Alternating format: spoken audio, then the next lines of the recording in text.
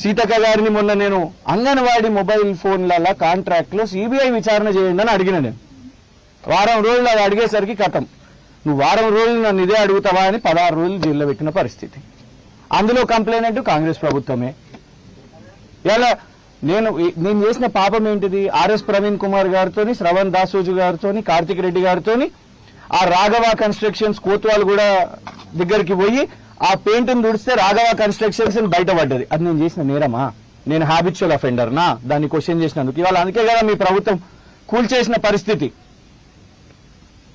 ఇలా రాష్ట్ర ప్రభుత్వాన్ని అడిగినందుకు రాష్ట్ర వ్యాప్తంగా కాంగ్రెస్ పార్టీ వాళ్ళు వేస్తున్న కేసులు అవన్నీ ఎక్కడ కూడా కాంగ్రెస్ పార్టీ మినహా వేరే అసలు కేసే లేదు నా మీద. కానీ ఇవాళ నాకు నేర చరిత్ర ఉన్నది, నేర ప్రవృత్తి ఉన్నది అనేసి.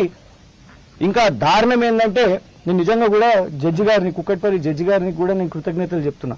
ఎందుకంటే అర్ధగంట వారు నా తరఫున వకాల్తా కూర్చుకున్నారు. ఆ రోజు 10 సంవత్సరాలు శిక్ష పడే సెక్షన్ వేసారు, వారే తీపిచ్చేసారు దాన్ని.